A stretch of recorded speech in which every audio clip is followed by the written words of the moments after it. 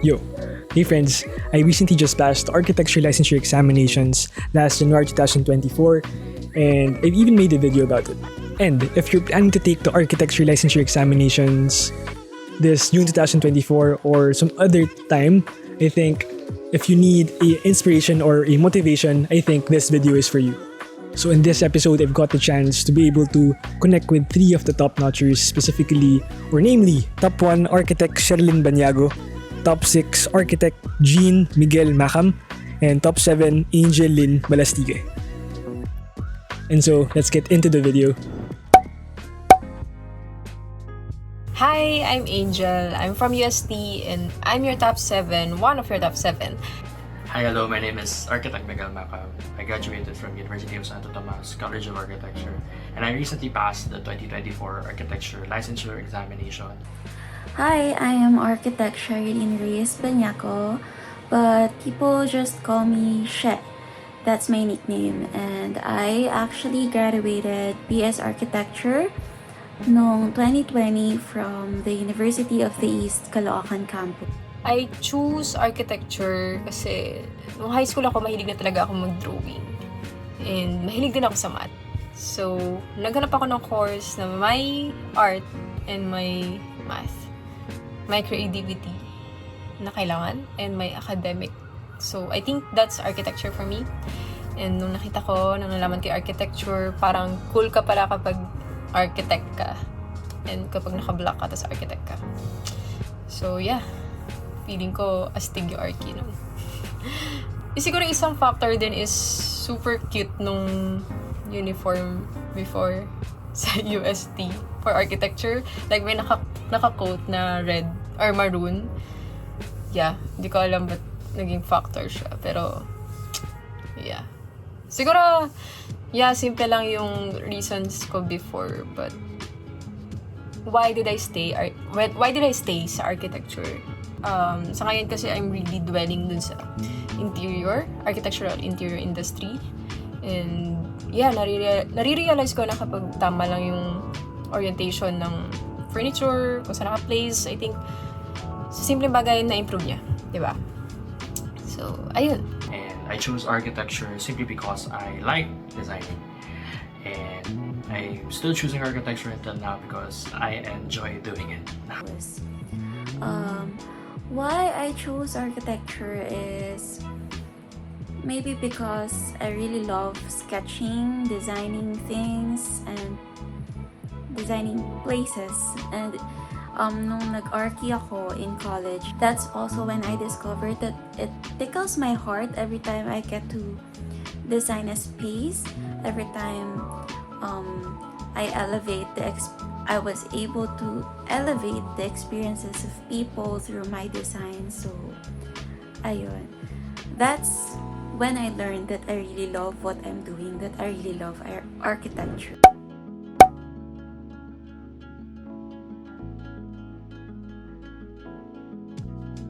For me, I work kasi sa design firm na nag-specialize sa workplace interior.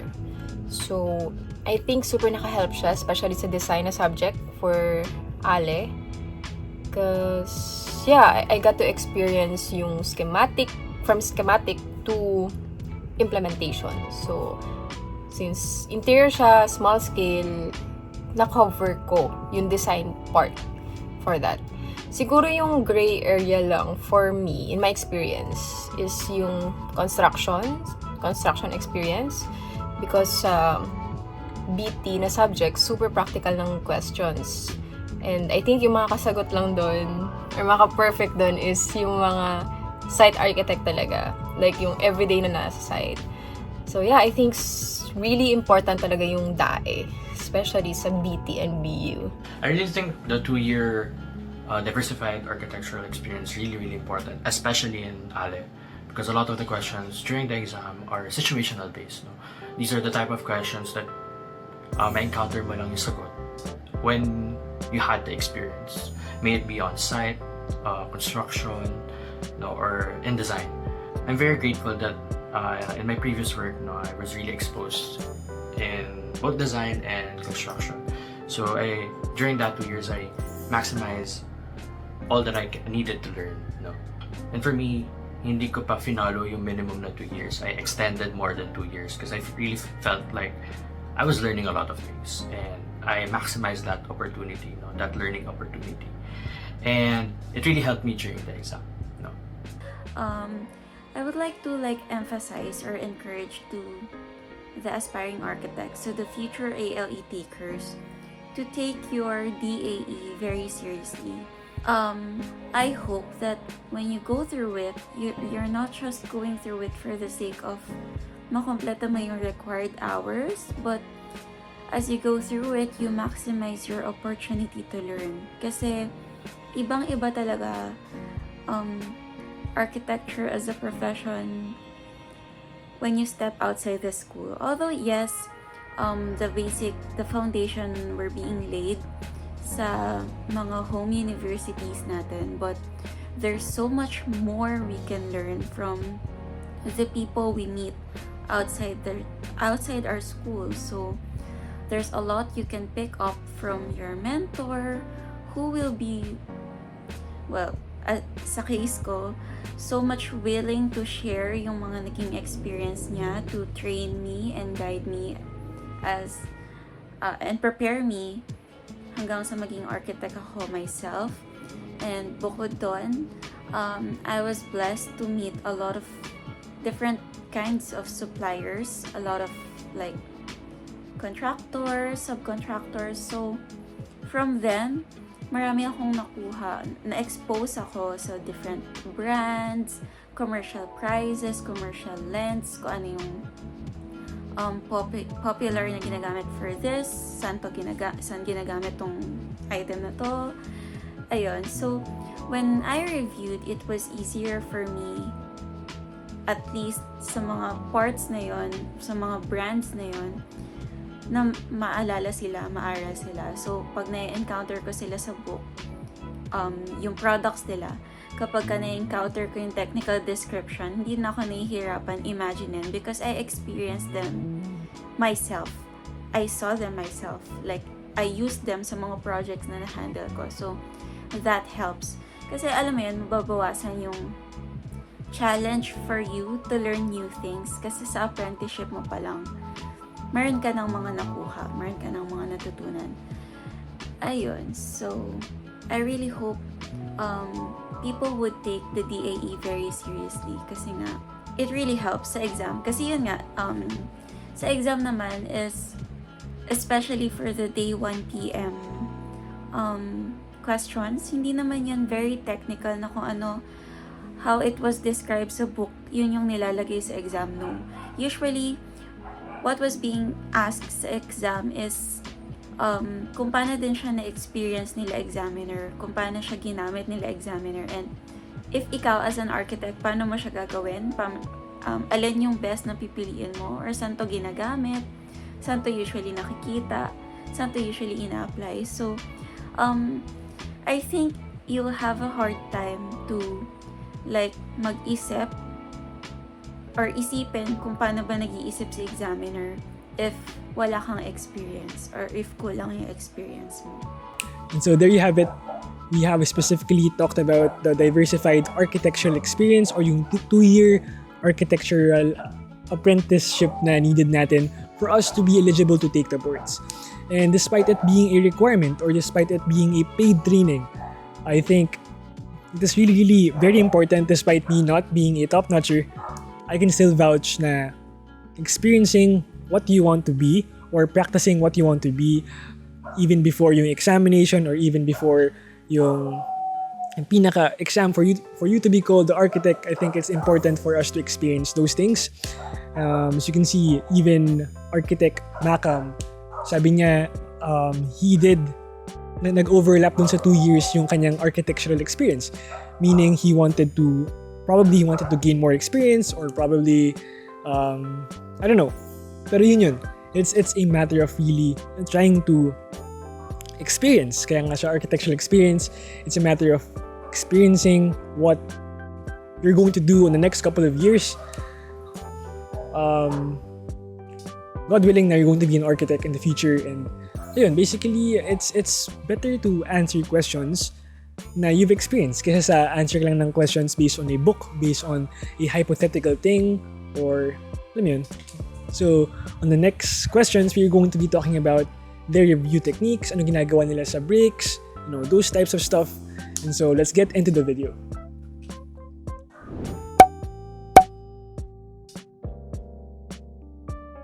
I think apprenticeship days ko pa lang, I've been asking around na. I basically did a survey sa mga kakilala ko.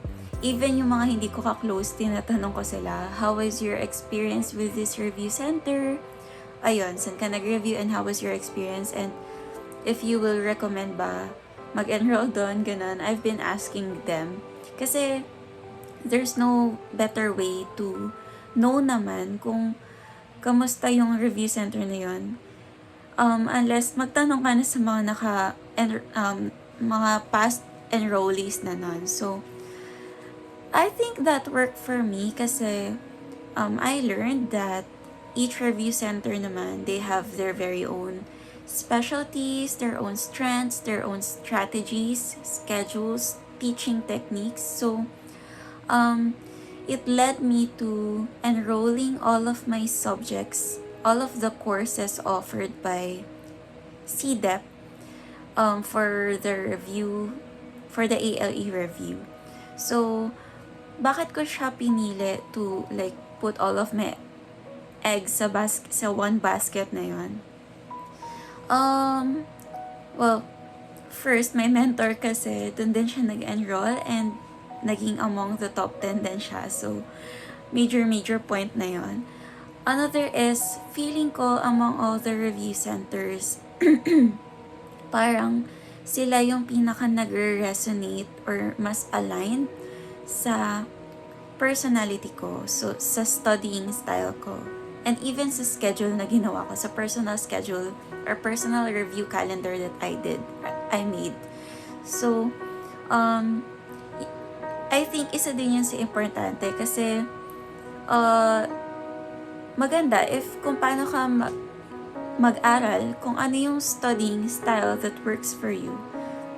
At least malapit dun yung teaching style ng pinag-aaralan mo, diba? Kasi ang hirap naman, like, if ang dami mong paano ba? Ang hirap naman if mag-enroll ka sa review center and then you'll discover na you don't like the way they teach or you don't like their strategy sa pagtuturo sa mga bata. So, parang mahihirapan ka din mag-adjust, mahihirapan kang i-fit yung sarili mo there. So, ayun, major point na I really like the way CDEP conducts their lectures. I really love their modules. Very comprehensive, very complete na yung modules nila. And I read their modules, the thick modules, cover to cover. And super organized niya, super complete niya na. Enough na siya to be your reference for your like guide if you're doing your review study. I mean your self-study in between the classes offered by your review center. From the start, I already told myself that I've been needing that structure that review centers normally provide. So self-review was really out of the picture for me. And so I told myself, I really need to enroll to at least one review center. But I ended up enrolling into 5. Yes, 5 review centers. Parang ito rin yung slightly different na ginawa ko with other people. I diversified my review centers. No? I didn't place all of my eggs in one basket, but rather pick yung mga special courses na ino-offer ng mga review centers. So I did my research, asked my friends, previous office mates, past takers, kung ano yung mga recommendations nila. So I took my basic review comprehensive from CDEP, my refresher courses from JPT, MST, and Centro Arquitectura, and then my design classes from Atlas. Was it an overkill? Absolutely. Do I recommend it? Not at all. But honestly, if I were to recommend something, no, not a review center, but another resource avenue or platform, that would be Discord. So I also joined multiple servers related to architecture licensure examinations. It's like a secondary review center. A lot of takers are there. A lot of architects already passed the board exam are there that give free lectures, free seminars. No, a lot of resources are also there, materials, no, quizzes, all that nasa Discord na. So I encourage ALE takers to join as many servers as you can in Discord, and it's free. I choose yung review center na pasok sa budget, the JPT and MST. So yeah, pinili ko yung sa tingin kong pasok sa budget ko, and kung ano yung mga nirecommend sa akin ng friends ko na nag-take before me. Then, just to add, siguro sa review center, super makaka-help talaga siya sa review journey mo kasi they will, dictate yung timeline, kung ano yung mga dapat mong reviewin. Yeah, pero I think kailangan pa rin talagang nasa tao pa rin. Kasi it's how you will maximize the review materials eh. Like, kung sa ngayon nag-iisip ka kung dapat ba ako mag-enroll sa ganito, sa ganyan. Siguro, isipin mo kung anong kaya sa time, anong kaya sa budget. And, yeah, kung ano yung ma-maximize mo. Kasi before, parang nag-isip pa ako nun kung should I take another review center? Well, I think it's enough. It really depends on how you maximize it.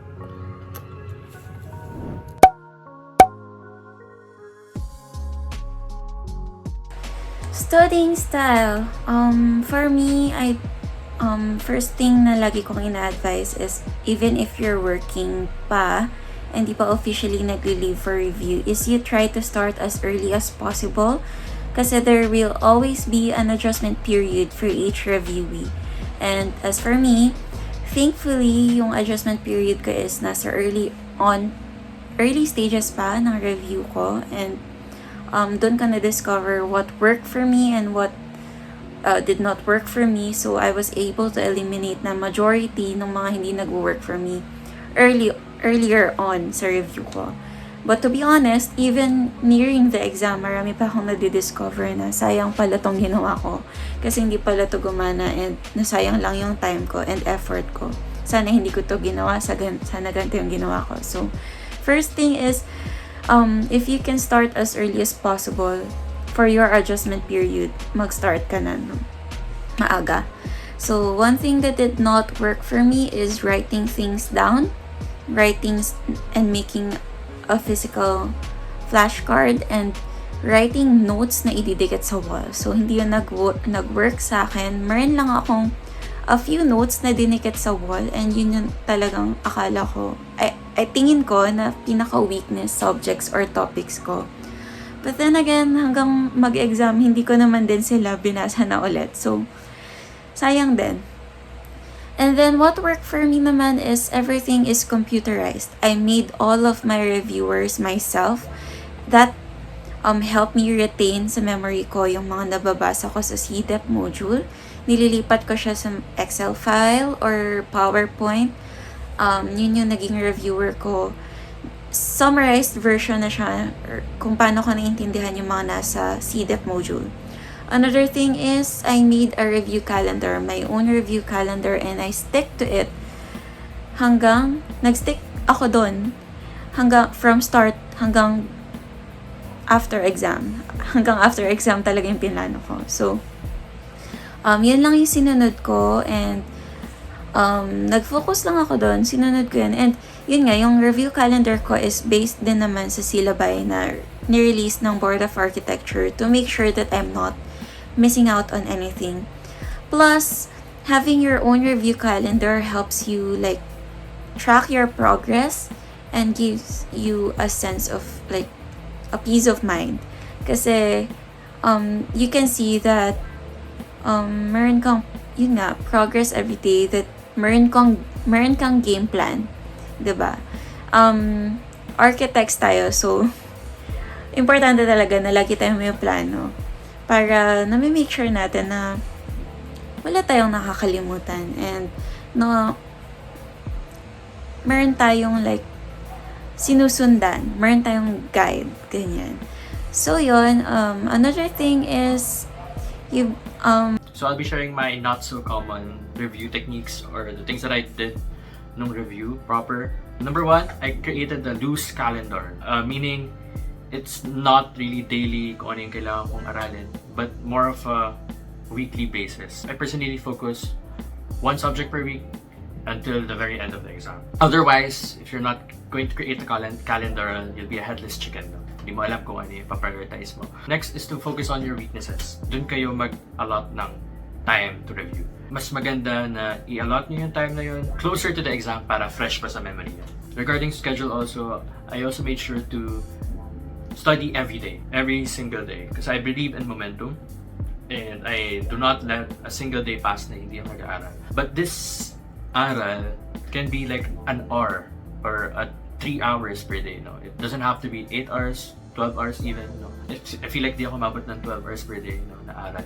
I just made sure na every day meron akong naaral na kahit ano. May it be a single video, a random YouTube video na related to architecture.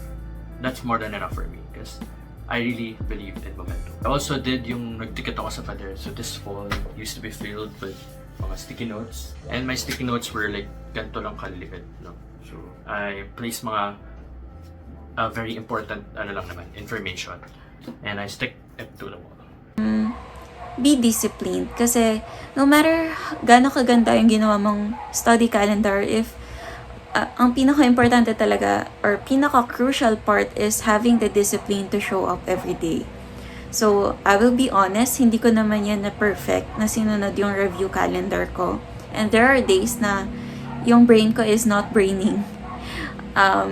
Normal siya. Hindi ka naman laging everyday highly motivated. Hindi ka everyday 100%. And it's okay. So, at first, I was so hard at myself if hindi ko nasusunod yung schedule ko for a day. But then, on the latter parts, I learned how to be more patient sa sarili ko, more kind sa sarili ko. And then, if I missed a topic for example, I missed a topic on Monday, or I missed another topic on Tuesday, then iniisip ko na lang, I have the rest of the week to catch up. Ganon. But, yun nga, parang, the schedule is there to be your guide. So, don't be too hard on yourself, but at the same time, wag naman sa hindi mo na talaga susundin yung schedule mo. As I've said, discipline is very crucial sa pag-review. So, another thing is, yun nga, don't be too hard on yourself. Just don't let a day na lumipas nang wala kang natutunan. If, for example, you're really tired or you're really discouraged, hopeless, wala ka talaga sa mood mag-aral. But try to learn at least, try to learn kahit konti lang, kahit a few points lang, kahit 5 items lang yan, ganyan. Kasi what if that 1 or 2 point pa yung magpasa sa'yo, or yung 1 or 2 points na lang pala yung kulang mo to be among the Topnotchers, diba? Ayun. So, sayang naman. Just, wag mong hayaan lumipas yung isang araw na wala kang natutunan. The most important thing is that you're showing up every day.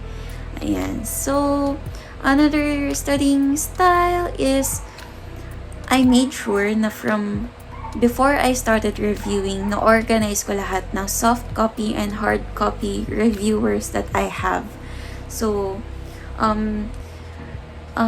that's one thing that my mentor trained us to do, to incorporate in our lives, to be really, really organized. Kasi sobrang laking help niya to be efficient sa workflow, to be efficient sa kahit anong ginagawa mo.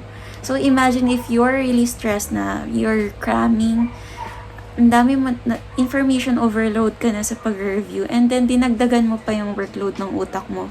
Kasi iniisip mo, saan mo ba nilagay yung file na to? Ano nga bang file name nung kailangan ko? Meron ba talagang file name na ganun? Or imagination ko lang yun? Baka nag-hallucinate lang ako, ganun.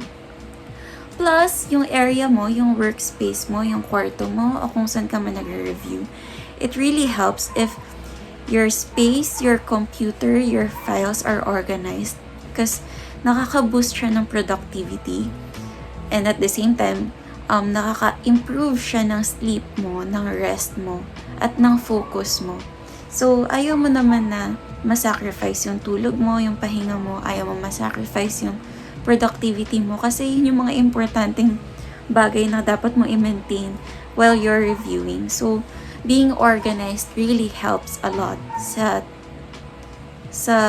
taong nagre-review, ganyan, or sa taong may clear goal na gustong i-achieve. Ayun.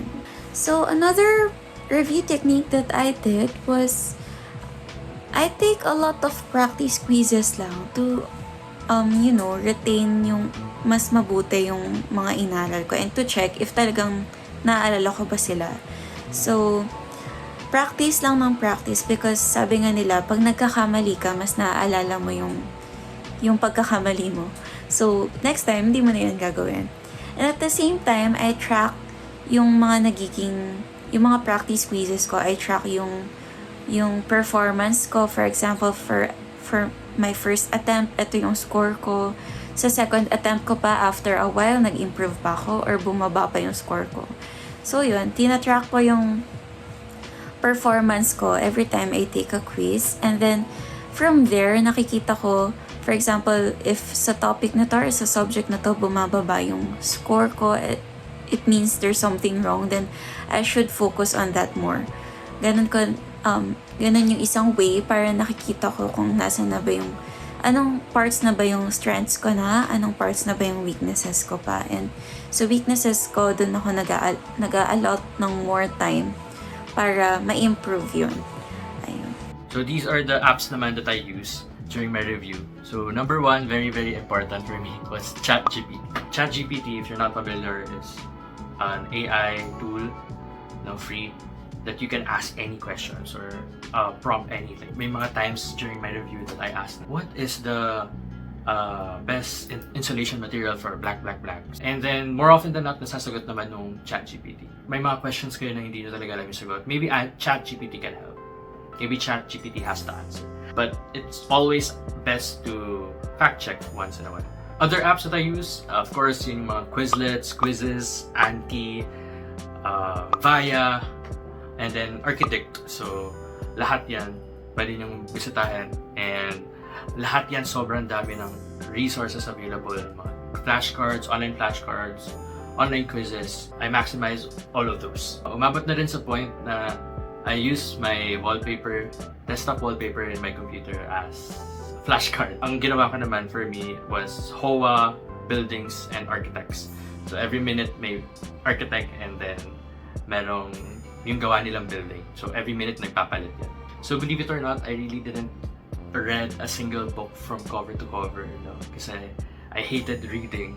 So I had to resort to other media platforms. Ginagamit ko yung YouTube, Facebook, even TikTok for educational videos related to architecture. Kung nagsulat ako ng something sa pader, yes, nagsulat ako kasi yung mga ka-review ko nagsulat. So, parang na-pressure ako. Kailangan ata magsulat din ako. Pero I think, yes, super naka-help din siya for me. Kasi as a visual learner, tayong mga architects, parang helpful yung may maalala ka from your visual mind na ito yung sinulat ko sa pader. Ito yung nakasulat dyan. Andito yung BT, andito yung BU. Something like that. Andito yung BT, andito yung BU. Something like that. So, yeah. I recommend it. And lastly, take breaks. Kasi super nakakapagod talaga yung review for me. Lalo na sa mind. Like, there are many times na nagmamigraine ako. So, yeah. Take good care of yourself. It's fun then to have engaging conversations na debates na ito dapat yung sagot or ito dapat yung sagot ganyan. Kasi it will retain in your head, in your memory. And who knows, baka yung tanong na pinag-aawayan nyo lumabas sa exam.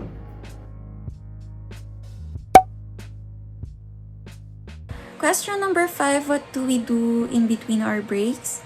Within a day, I made sure na hindi ako whole day talaga nag-aaral. Meron akong few hours allotted to move around my body. Kasi important ang blood flow, especially if you're studying.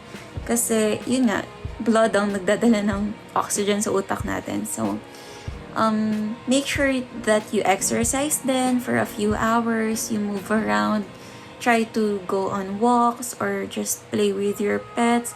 And also, nakakatulong yung, yun nga, may break ka na hindi ka nag-aaral para maiiwasan mo yung burnout within the day. I don't really do the Pomodoro. I just listen to my body kapag nafe-feel ko na, oh, I'm tired na, or bawa this subject is boring me. So, magsa-stop ako paminsan-minsan para mais yung boredom, ganyan. Tapos, I made sure sa calendar ko, sinasama ko lagi yung rest days. So, lagi akong may allotted na days na hindi ako mag-aaral talaga. But, before I go on those breaks, I made sure na hindi ako magigilty sa mga bakasyon ko or sa mga rest day ko by yun nga, ensuring that I follow or at least susundan ko naman yung schedule ko sa calendar ko, and that pag nagpahinga ako, hindi ako maraming backlogs. In short, before you go on a break, make sure that yung study time mo naman, yung study days mo, yung schedule mo to review is you really maximized. Para kapag nagpahinga ka, hindi ka magigilty, hindi ka ma-anxious na, hala, dami kong backlogs, ganun, dami ko pang di naaral, ganun.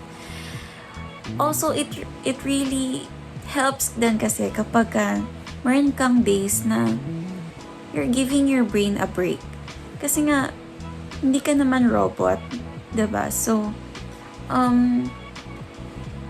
bigyan mo ng time yung utak mo to let all the information sink in para when you face another week, another month of reviewing, refreshed ka na and you're ready to take in more information ka na. And also, health is wealth. Kaya, no matter kahit gaano kaganda yung plano mo, kahit gaano kaganda yung goals mo, if yung katawan mo, yung utak mo mismo is not at its best, then may hirapan ka din to give your best. So yeah, take care of yourself and take care of your mental health as well. So I normally would play video games, Valorant, League of Legends, Wild Rift, during my breaks. Hindi naman ako yung tao na puro aral lang talaga yung ginawa during the review. Nagigilty din ako actually kapag nagbe-break ako. But it's need. It's a need. You have to take breaks. Sometimes, if tuloy-tuloy yung aral mo, you'll be burnt out and you'll feel overwhelmed. And it's very counterproductive. I also went out with my friends during mga birthday parties, ganyan. I didn't uninstall any social media apps. I didn't restrict myself from using those video games or those social media apps. At the end of the day, it's really about balancing your time and sticking to your schedule. As you can see on yung 3 questions natin, we have talked about the review techniques or the breaks, kung ano ginagawa nila on this and on that. And I just want to share na when you're trying to get information or advices online, always try to put a grain of salt to it and understand na what worked for me or what worked from sa mga top-notchers natin might not work for you. It's just a matter of, I guess, just trying to get stuff from them, pero not really using what happened to them para maging or mag-serve siya as a success for us. Definitely, pwede tayong kumuha ng mga tips from them, pero make sure na, lagi mo siyang lalagay ng parang, or hindi mo dapat siya ilalagay sa pedestal na ito lang yung magpapapasa sa akin or ito lang yung magpapa-top-notch sa akin. Kasi, yun, iba-iba tayo ng lifestyle, iba-iba tayo ng situation sa buhay. And, ayun, sa akin, what worked for me is I had to leave video games kasi I have this addictive mindset na, I don't know if it's mindset, pero I guess addictive personality na pag na-enjoy ko talaga, usually I will take a lot of hours sa isang bagay. Pero I still manage to have animes in between. So, yung every study blocks ko, for example, on a weekly basis, nihintay ko yung bagong episode ng Jujutsu Kaisen. And then, we have Architect Makam na he still managed to play video games. He has this sense of balance in his own lifestyle, I guess. And then, just like me na I had working out and exercising in between. Banyago also prioritize her health. And-explain niya yung kung gaano ka-importance yung health or taking breaks or really like pag sabi mong babreak ako, bitawan mo na lahat ng mga study materials mo and all those stuff. And then in terms of the diet, we have Balastige na meron siyang stiko. Ang kanyang way of treating yourself is by munching a lot of things and ganyan. It's not a bad thing. It actually depends on you, what works for you, and I guess ayun. So again, I hope na what you hear or what you watch on social media, TikTok, dito sa mga ganitong mga YouTube and other stuff, we're just content creators, and again, put a grain of salt to it. Understand na success is different from other people. Success, yung pinaka-definition ng success will differ from me to you. Diba? Magkakaroon siya ng big difference and our situations are different. So yun. For the next couple of questions, we are gonna talk about the diet and then also ano yung pinaka naging pressuring timeline ng mga Topnotchers natin. And so let's get into the next couple of questions.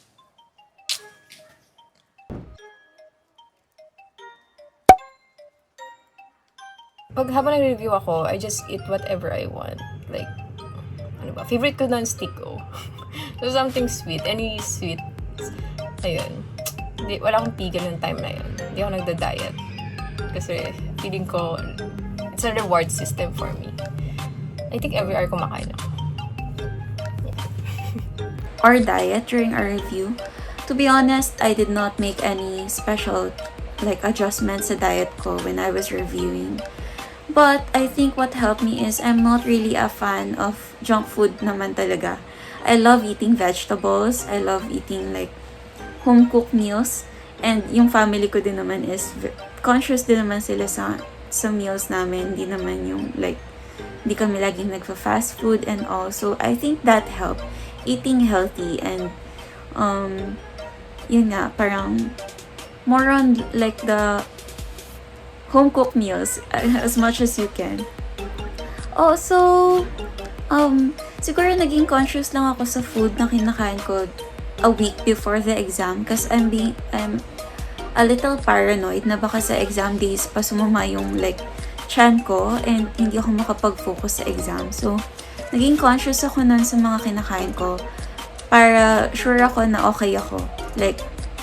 Sa araw mismo ng exam.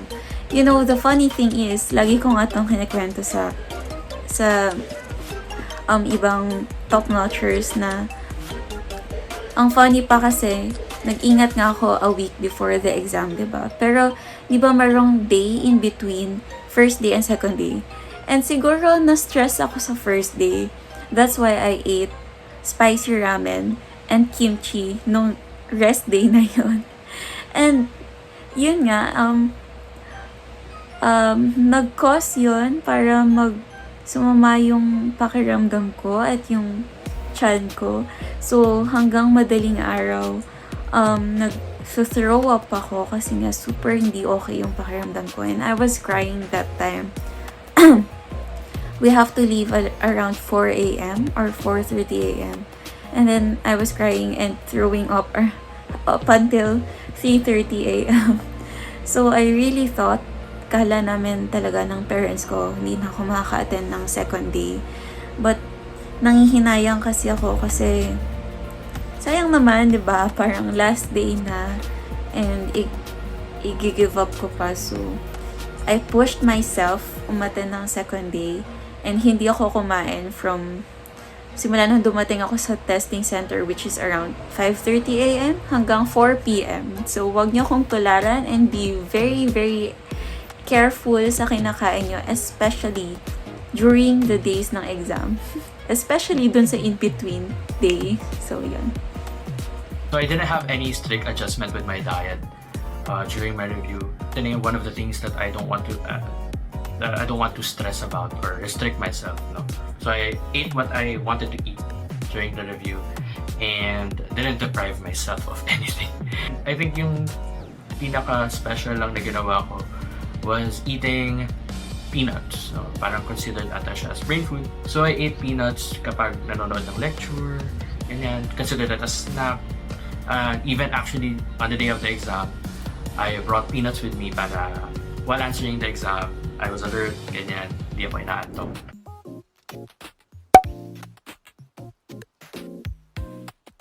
Around December na. Kasi, yun nga, December ang lapit na ng exam. January yung exam. So, ano ko pa yun? Birth month ko pa yun. Plus, ang daming holidays. Daming events, reunions and all. Outings, ganyan. Ang daming ganap. So, syempre, ako naman, like, ayokong makamiss out ng family event. Kasi, wala, parang ang sad na ma-miss out, hindi ka kasama, ganyan. Ang sad na nag-celebrate sila, tapos ikaw, hindi ka kasali, nasa bahay ka, ganyan. Although, I still missed a few, pero, yung majority is sumasama pa rin ako. So, yun, parang every time I do that, at the back of my mind, nagigilty ako and nape-pressure ako na, hala, bakit ka nagse-celebrate? Sure ka na ba? Napapasa ka? Bakit nagse-celebrate ka dyan? So, ayun yung pinaka na-pressure ako na month, December. So I reviewed for 4 months and 1 month adjustment period. That adjustment period is really important for me kasi balik na estudyante kasi yung mangyayari. From work mode to student mode, it's a different thing altogether. But in that 4-month period, ang pinaka nakaka-pressure talaga for me was 1 month before the exam and then a week before the exam. 1 month before the exam, I still have a lot of topics to cover. 1 week before the exam, parang wala pa ata ako na-memorize at all. And I was still catching up mga videos, ganyan. So it was the most pressure that I've ever experienced in my review. I think the last month, kasi madami din talaga akong kinram na, subjects for ALE. Like, for example, I'm saying this, pero wag yung ulitin. Siguro yung Green Building Code, parang inaral ko siya 3 days before the exam. Kasi feel ko essential siya. So, yeah, ang dami kong cram moments. And if you think na hindi siya mag-work for you, don't do it. In my case, siguro ganun lang talaga ako. Super grammar ko talaga. In my case, siguro ganun ko siya mas naalala kapag mabilisan. Yeah. I don't know if it will work. So, yeah. So, there you have it. 7 questions regarding sa pinaka-preparations ng mga Topnotchers natin. I hope nakatulong kami in any way, shape, or form. Again, understand na when you're trying to get advices or online advices, put a grain of salt to it and understand that what worked for us might not work for you, what worked for them might not work for him or her. Alam mo yun. Pero, ayun, if it just happens na hindi mo alam yung gagawin mo, at least you have people who have achieved the thing that you want to achieve and you can use their methods and systems. Just, I guess, magkaroon tayo ng sense of experimentation and hindi siya, ito lang yung dapat magpapapasa sa akin. Simply try it. Also, trying doesn't mean isang beses lang. Trying is trying, tapos pag nag-fail ka, try ka pa rin. And so for the next video, there are 3 remaining questions regarding sa exam proper na. Dinivide ko lang siya into 2 videos because I guess maganda na ito is going to be specifically for preparations only. And yep, just to request or ask for something is if you could just share this to your friends or I guess, I don't know, just by simply sharing it or word of mouth na there's a video regarding ALE preparations, examinations, or a small channel regarding architecture, sketching, or development of personal development. I would highly appreciate you guys like and subscribe, all those stuff. And so, Just like always, Focus on what Matters. let's see you at the next one. Peace.